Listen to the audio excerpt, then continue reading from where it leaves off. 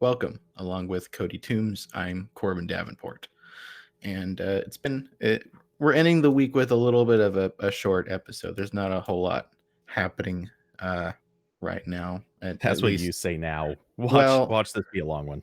yeah, this will be like another hour long podcast. I know. But yeah, so the first thing we're going to talk about is some stuff to come out of the European Union. And no, we're not talking about Brexit. This is about a new mandatory common charger rule that was passed in the European Parliament recently.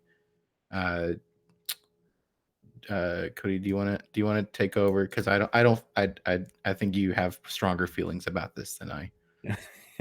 Okay, well, my strong feelings were going to come a bit later, but yeah, I can easily introduce this.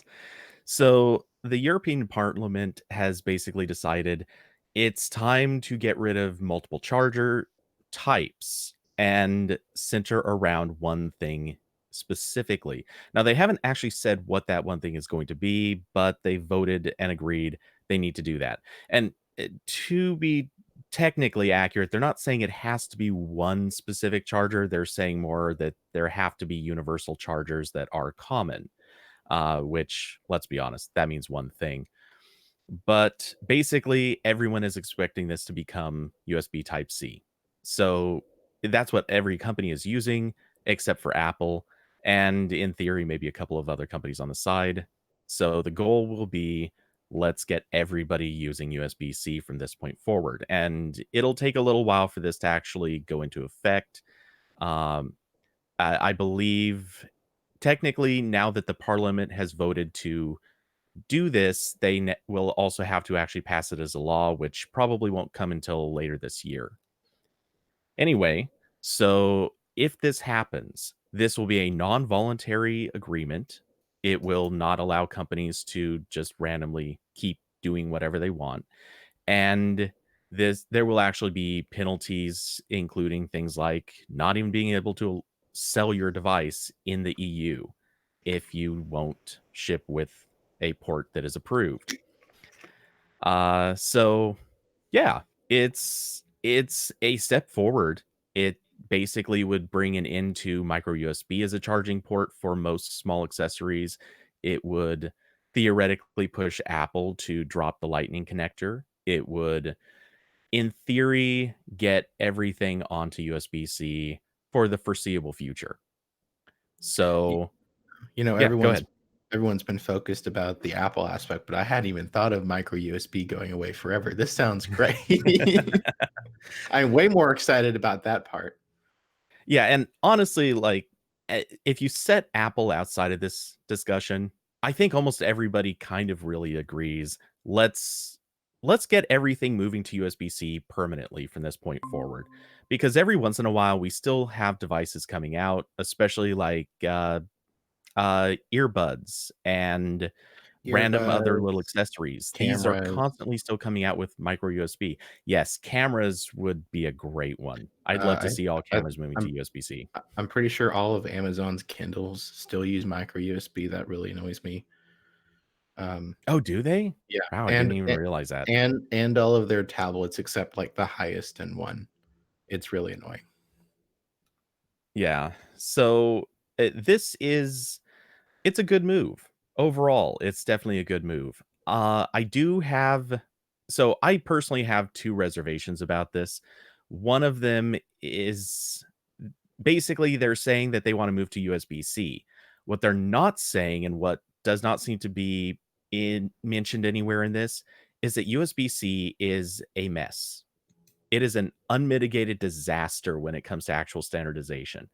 You can pick up USB or you can basically pick up USB-C in uh type 2, type 3, or sorry, I say type, what I mean is version 2, version 3, 3.1, 3.1 Gen 2, and there are a couple of other various weird implementations. And at this point, it most of these are not properly labeled on a cable. They're not clear when you buy them, and there's almost no way to actually test them without specialized software or specialized hardware. So, I honestly kind of hate that. USB-C has become its own mess, and I think if they're going to if they're gonna pass a law like this, they really need to nail down the things like this. They need to basically set some kind of a standard that at least anything shipping after certain points needs to support basically a latest version kind of situation. Yeah, and it doesn't help that the USB forum keeps changing the version numbers and the gens. Like I think how it works now is that like I think we're up to USB 3.2. I know 4 is coming, but we're at 3.2 right now.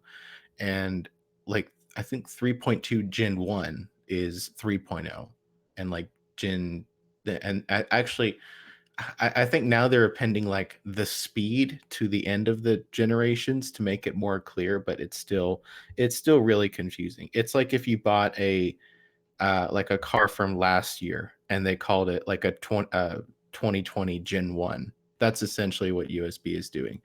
And it makes everything so much more complicated than it needs to be. Just have version numbers. It's not that confusing. Well, and again, I'm bothered by the fact that you cannot look at the cable and actually tell what it is. Something a lot of people may not really realize is with USB-A, that little slab of plastic that's inside the Yeah, they plug did the is colors. actually yeah, it's colored based on the version number it supports. So if you're looking at USB 1.0, it was in black. If you're looking at 2.0, it was in white. And if you're looking at 3.0, it's in this crazy bright blue. Honestly, no, I don't think most people even realized this was a thing until the blue happened because it was so weird. I didn't But know about the white at all. yeah.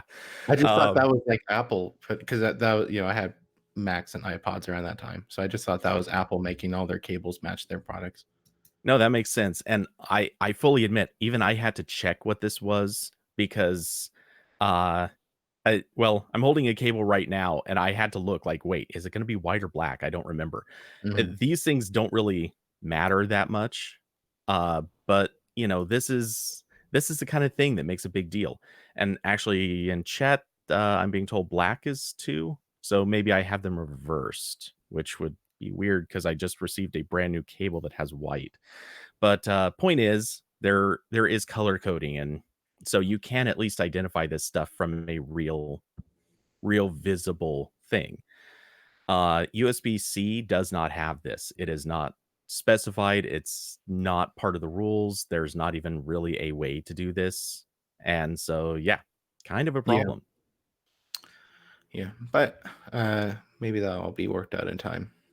Yeah. So my other issue with this, and if you tuned into the live stream a little bit before the show, you probably heard my rant on this, which included many more expletives. But the short issue here is the European Parliament has cited as one of their motivations for this to reduce e-waste. And that's a great motive. It's certainly a good goal.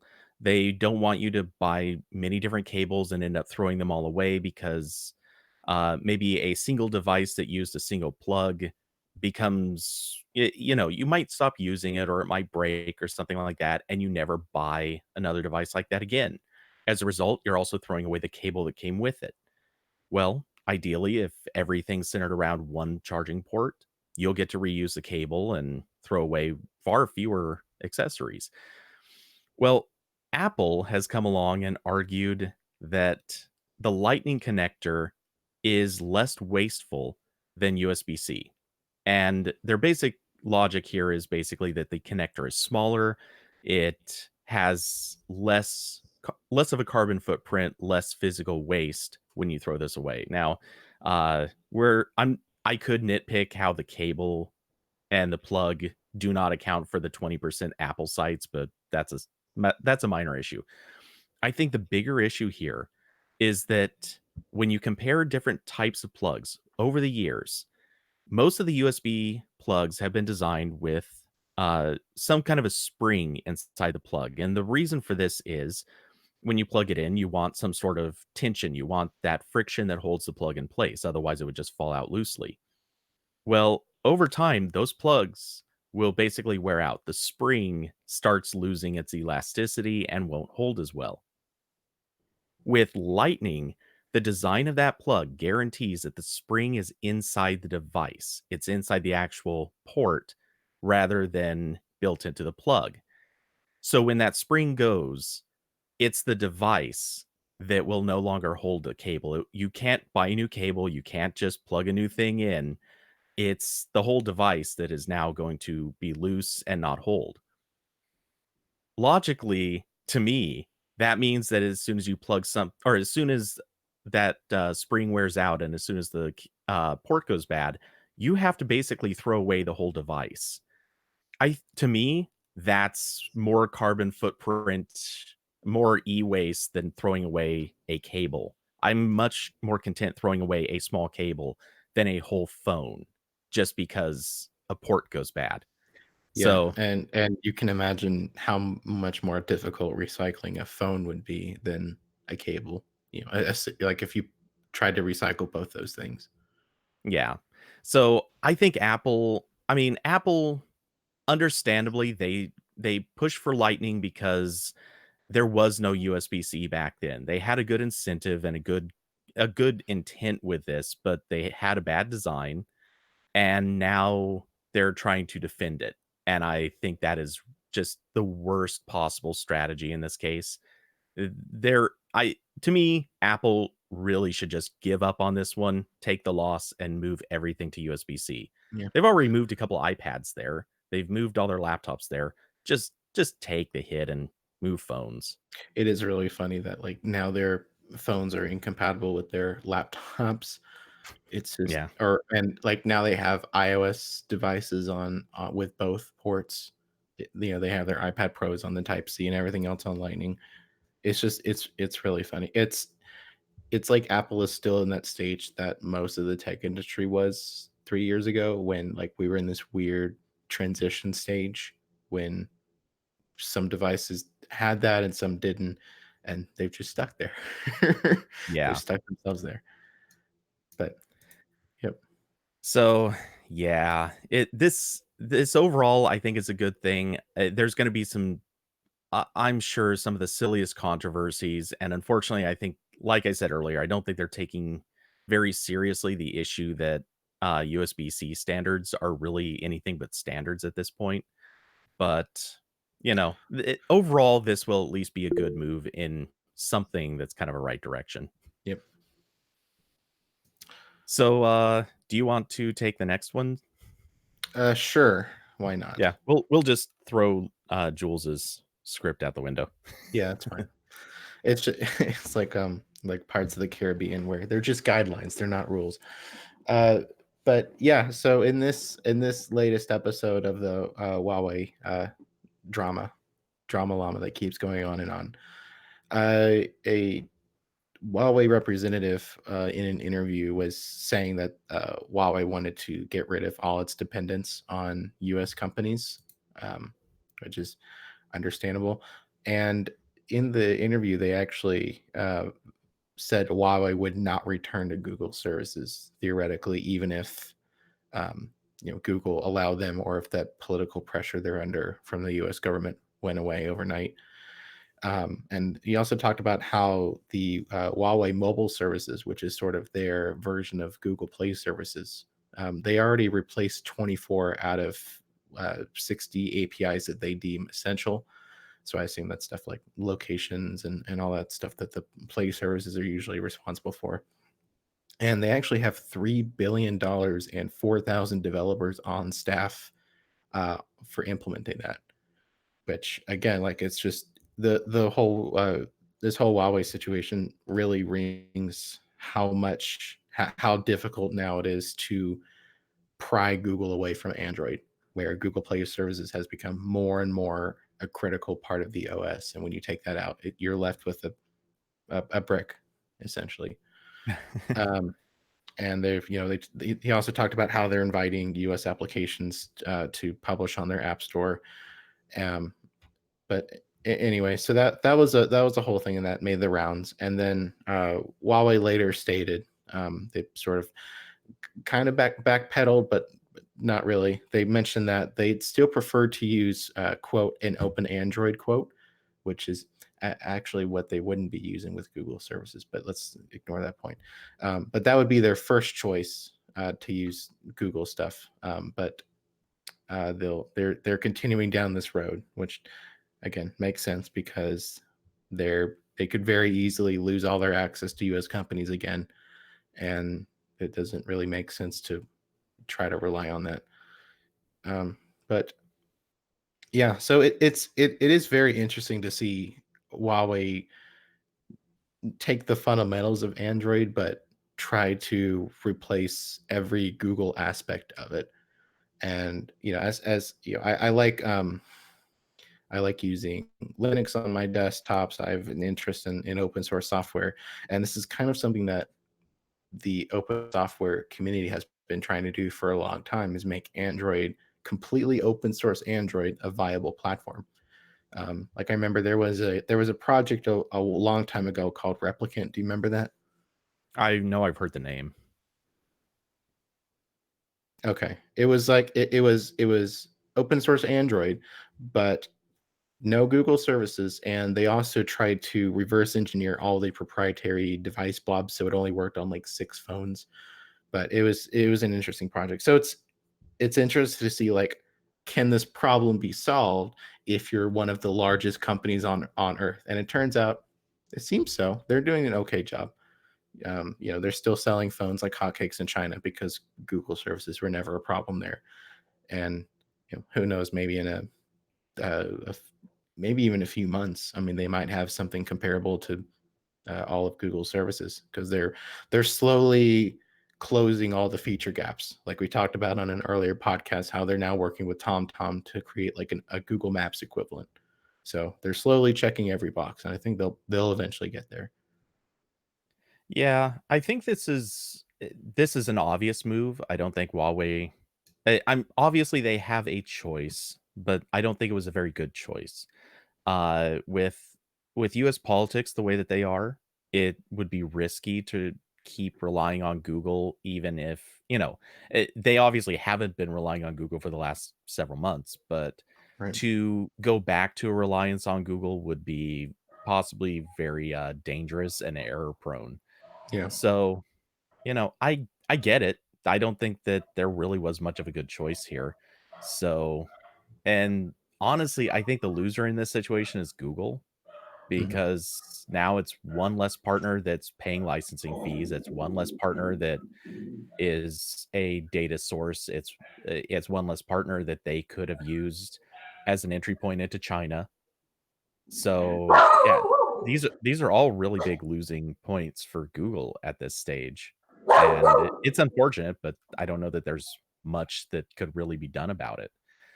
And yeah, so I do think it's interesting that they're making such an open invitation to all the various services like Facebook and others because this is sort of opening the floodgates. And you know that there are a lot of developers who are going to be looking at alternatives because they don't like the Play Store pay structure. They don't like various things about how Google has handled itself. So this could be a pretty big hit overall. Oh, Uh, sorry. okay. Yeah, Jules, you're gonna have to just edit out my entire audio. Wow, Daisy, shut up. Get down. Down. Get down. She's okay. Hold on. One second. So yeah, anyway, um the other thing I thought was interesting is this news that Huawei intends to open a proxy corporation in Europe. Correct. I don't maybe I'm wrong. I'm not sure, but I as far as I'm aware, the entity list doesn't just preclude direct trading with a company. I believe it precludes all trading with company even via proxy. So maybe I'm wrong on that. I'm not totally sure, but I thought that was kind of a no-no. It'd be sort of like how how not Huawei, but the other company, I'll think of it later, how they got in trouble for trading with Iran, even though they weren't really doing it directly. Uh, maybe I'm Yeah, wrong, but I thought that yeah, was an they issue. were. yeah, they were doing. The issue was the U.S. had a trade ban with Iran. Companies. Uh, I can't remember what it was. Like they had some sub company that was trading with Iran or selling products, something like that, and that was the issue. But Um, yeah, anyway, so I'm not sure that the proxy company is a viable option here to no, totally I avoid think trouble, but no, I think the U.S. government would uh, see that as just Huawei trying to get around it, and then they'd be in the same boat. yeah. And this Especially could since, actually make it worse because it is such an obvious attempt to get around it. yeah, especially since Huawei has sort of like continued to um, say it's innocent and that it hasn't really done anything wrong. There's just all these allegations of security against it, and that would probably ruin that argument if they were trying really hard to get around these rules. But yeah. Yeah. So speaking of um, spending money, I guess. Um, Okay. yeah, I don't know. Uh, Hey, Corbin's frazzled. It's I'm okay. sorry. Yeah, my dogs were very upset. Jules is gonna have to edit out, just cut my audio entirely for that entire segment. But anyway, Android Police is live on Twitch 4 times a week. That's a lot of shows, and we can't do all that without your support. So if you like this show, or even if you don't like this show, but you still like Android Police as a whole, we're one entity. You can pick and choose what your favorites are. But the best way to help is by subscribing to the Android Police channel on Twitch. So when you subscribe, you get a fun emoji of Ryan, which is one of our writers or editors, when he was really drunk, and it's a lot of fun to use. Also, you get extra entry methods in all the giveaways that we do. We don't have a giveaway running right now, but we should pretty soon. I think we have one scheduled for a few days from now. Anyway, when the giveaways come, you have a higher probability of winning, which is really fun. Tiers start at $5 a month, and you can subscribe to us for free if you have an amp. Okay, hold on. I have to get my dog to shut up because Jules, I don't think he'll be able to edit it out. So give me 1 second. I'll come back and start this again. I just have to tell the dog to shut up. Oh, welcome to live performances. They're awesome, aren't they? Just imagine this is what it's actually like when people go to live tapings of TV shows. You get to see people screw up their lines. You get to see people changing clothes and doing everything Okay. else. I have 2 dogs in my room now, so this isn't helping the problem. But if they can't see that the car's coming, they're fine. You need to shut up. Zip it. Okay. Okay, I'm going again. Jules, I'm sorry. You're gonna have to edit out a lot of me. Just edit me out of the whole show. It's easier. And it'll be just like that Garfield minus Garfield comic. It'll just be Cody talking to himself for 40 minutes. But Yeah, I was gonna say the opening will be it's Friday, January 31st. Welcome alongside Cody Toombs. I'm yeah. You're like, and Cody, you just hear silence, and then Cody's like, "Oh, good point." Uh, yeah. Okay. All right. I'm sorry. I'm going to do this again. So, Android Police is live on Twitch 4 times a week. That's a lot of times. And we can't do all those shows without your support. And the best way to help is by subscribing to us on Twitch. You can go to Android Police. Damn it. I'm sorry. I'm so frazzled now. Oh, God. it's Friday. I We're all know. there. I'm sorry. Okay. One more time. I'm sorry. I'm sorry, Jules. I really. Okay. So, Android Police is live on Twitch 4 times a week, and we can't do all those shows without your support. The best way to help the shows is by subscribing to us on Twitch. When you subscribe, you get a fun emoji of Ryan, one of our editors, when he was really drunk. It's a lot of fun to use. You also get extra entry methods in all of our giveaways that we do, so that's always fun. Tiers start at $5 a month. But if you have Amazon Prime, you can actually subscribe to us for free, and it still helps us. It's not just funny money. It actually does help us. Um, However, if you do that, you have to manually resubscribe every month. You just click the button again on our homepage, And you can learn more about that at twitch.tv/Android Police. If you don't use Twitch, what's wrong with you? I'd say first, but that's okay. We'll still take your money. You can go to androidpolice.com and hit the donate button, and we have a lot of other ways you can help support us. And thanks to all of our subscribers for helping us out. Geez, we've been a Twitch affiliate for I think over a year now, something like that. Oh, well over, yeah.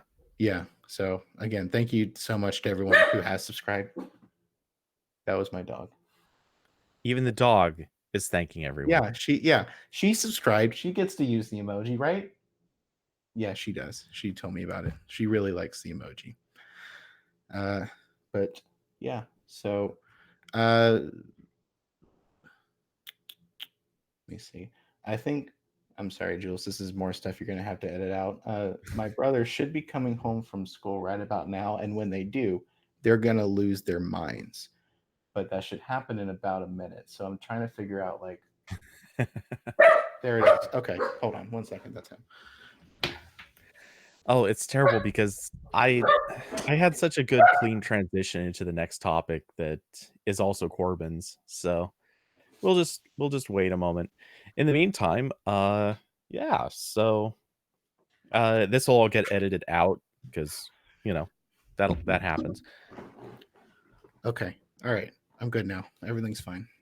That should hopefully be the last bit Jules will have to edit out. Yeah. So speaking of things that shouldn't cost too much. Right? Right? That's good. Yeah, that's good. That's good. Yeah. So I reviewed the new Moto 360, and I actually have it right here. If you're watching the show, you can see it. It looks just like another. It looks actually it kind of looks a lot like the first gen Huawei watch. So it's like stainless steel. The version I got is they come in a couple different colors and styles, but the version I got is the leather band with the stainless steel body. Um, and this actually isn't made by Motorola. It's made by a company called eBuy Now, and they've purchased the or are licensing the Moto 360 name. So it's not really related to Motorola in any way except the name. And they really let you know that they licensed the name because the Moto 360 name and logo is on like 5 different places on this watch. So it's even like on the underside of the band and Moto logo on the bottom of the watch. There's a Moto logo on the little spinner dial. It's yeah. So and they even this is what I love. They even have Moto 360 on the little like wrist loop thing. They have it like embossed. That so you really won't forget what watch you're wearing, just in case When you tend to do that. when they've licensed out the name or I mean it's licensing to themselves, I guess, but whatever. Um, when the name is going out there and that's really the only thing that's still keeping this the same watch or same family of watches, you gotta make sure that name is everywhere. Yeah, they're really letting you know this is a Moto 360. Um, so besides the design, this is pretty much just a wearless watch. There's no standout features. It has almost anything you'd expect. It has the Snapdragon Wear 3100 chip. It has water resistance. It has NFC for Google Pay, heart rate monitor, all that fun stuff. It doesn't have a speaker, which is a little bit weird for a wearless watch at this point, but not completely unusual. So you won't be able to take calls on this, or like Google Assistant won't be able to do voice replies back to you, which I kind of like. Um, but there's just like again, there's nothing really super special about this watch. The design isn't super unique. Again, it kind of just looks like most of Fossil's watches, and there's no special apps pre-installed. Like Fossil and Mobvoi, which makes the tech watches. They usually have at least one or two apps that add maybe special health features to it or something. There's nothing here. It's just bare bones Wear OS. Like they didn't even include any of the watch faces from the previous Moto watches, which I feel like would have been like really easy to do. But no, none of the cool designs that were on the previous watches. I think there's only like 11 watch faces, whereas Like if you buy the Fossil Gen 5, Fossil just keeps adding watch faces, so there's like 50 at this point. But of course, you can still download some from the Play Store if you don't like any of the included ones. Um, but the main kicker for this is the price, because right now they're selling it for $350, which is it's a lot for any smartwatch. It's especially a lot for a Wear OS device. Especially when you compare that the Fossil Gen 5, which is sort of, I guess, the flagship Wear OS device at the moment. I believe right now that's around $300, and it's even gone as low. I'm sorry, it's $250 right now on Amazon, and it's gone as low as $170. And compared to this, the Fossil Gen 5 is mostly the same, but it does have a few special software features, and it does have a third button that you can map to open apps or something like that. So it really doesn't make any sense at all to buy this watch. And I do wonder why they priced it so high. I don't know if there's a huge amount of people that were waiting for something called the Moto 360. Like they weren't. I assume the people waiting for a new Moto 360 were probably hoping Motorola would do it and it would have a similar design to the original watches. But this is pretty much just a Moto 360 in name that costs too much money. Um, I don't like. I also wonder if this is maybe one of those situations, kind of like most expensive flagship phones, where they're super overpriced to begin with, so that they can do big discounts on them later, and it looks nicer on paper. Like, wow, I'm saving $100. Um, it remains to be seen if that's the case here. But again, no one should buy this for $350. Yeah. And seeing as how it's coming out as late as it is, uh, or as early as it is, depending on how you look at it, they're missing all of the like shopping sales season. So, I mean, Yeah, it could definitely go on sale in the near future, but you're not going to have like the excuse of Black Friday. You're not going to have any big obvious high momentum opportunities to push these out at some sort of lower, more reasonable price. So, yeah, bad yeah, and time. like it's even weird. You can only buy this from the moto360.com website or B&H Photo. Those are the only two websites I found that are selling this, which is very strange, but yeah, whatever. At Um, least for right now. You never know. This might yeah, it might get more accessibility in the future, but yeah. yeah. So basically, just there's not really a reason to buy this, even if this becomes like 50, like $20 cheaper than the Fossil Gen 5. I'd still buy the Gen 5 over this because it does have a few added software and hardware features. Like the Gen 5 does have a speaker, for instance. So this is just a very strange product. I don't know why it's priced like this, but yeah. So that's the Moto 360, and you can find our full review on AndroidPolice.com, and we have lots of pretty pictures and other supplementary information. So, speaking of supplementary, I don't know, I'm just grabbing whatever transition there is. They Um, can't all be winners. It's okay. yeah, so, uh, you may have heard because, it is clearly the single most important thing that has happened this week, possibly this year. Emoji 13.0 has been announced. The Yes. Unicode Consortium has announced 65 new distinct emoji. It's happening, folks. They're uh They heard it, you. They heard where you were like, I don't think there are enough emoji that I have to scroll to get to the one I want. So they're adding even more for you. yeah. See, this is the reason why apps like Gboard and a few other keyboards, like they just take words you type and now suggest emoji to go with Yeah, them because the list or is replace completely them. useless at this point. Oh yeah. Yeah, it's funny. So I was actually scrolling through the list. Sorry, we're already derailing, but I was scrolling through the list and looking at some of the new stuff, and it was just baffling to me because I swear, it looks exactly like the images that would go into like a cheap mobile game sprites, like the Yeah, potted plant, uh, they blueberries, all these things. They look like materials that you would craft with, or Maybe the hut emoji. It looks like the type of thing that would be in a mobile game where you're on an island and this is the building that you would put up.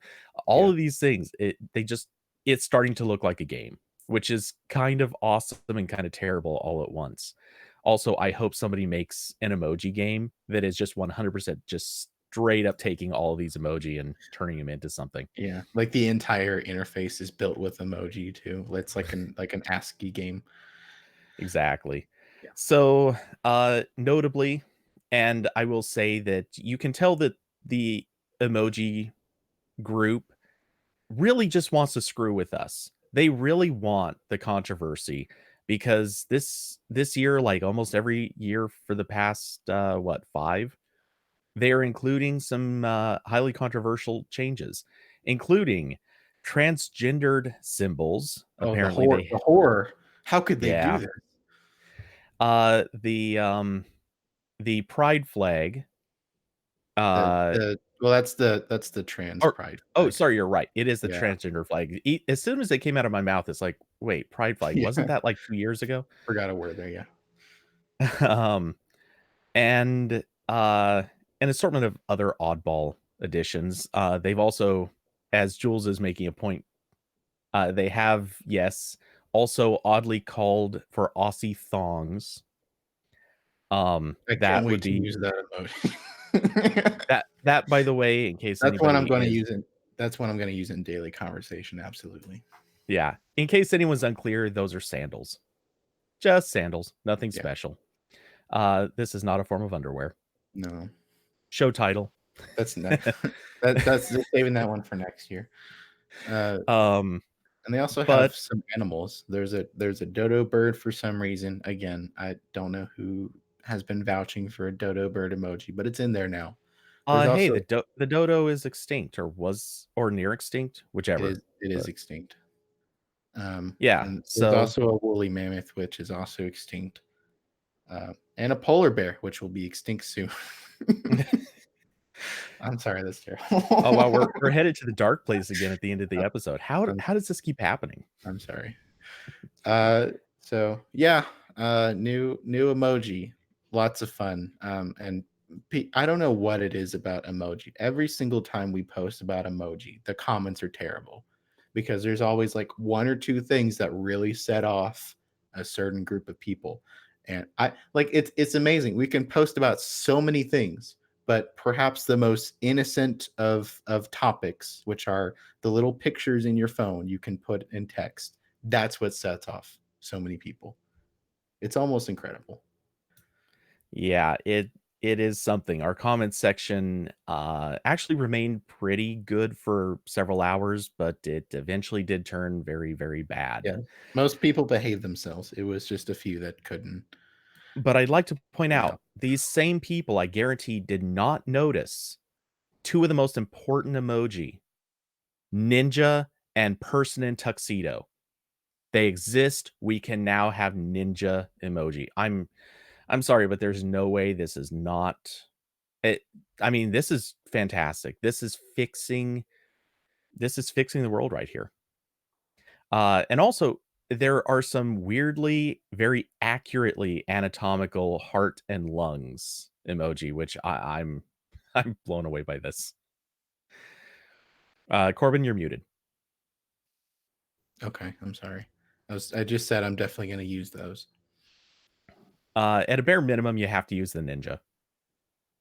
Yeah. I actually I will just continue using the same 5 emoji I used for here. I use the couple of faces, sometimes the middle finger one, usually in work chats, but yeah. And I gotta say, my favorite of all the additions is bubble tea. Really, only Yes. just because I like bubble tea. Ryan was very excited about that. Oh no, this will actually make it into my conversations at some point. I promise this.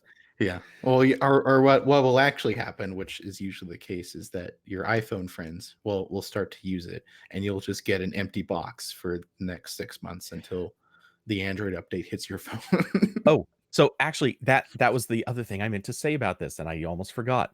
Okay. The good news is that probably won't happen because Oh, by now most developers should be using the Emoji Compat library.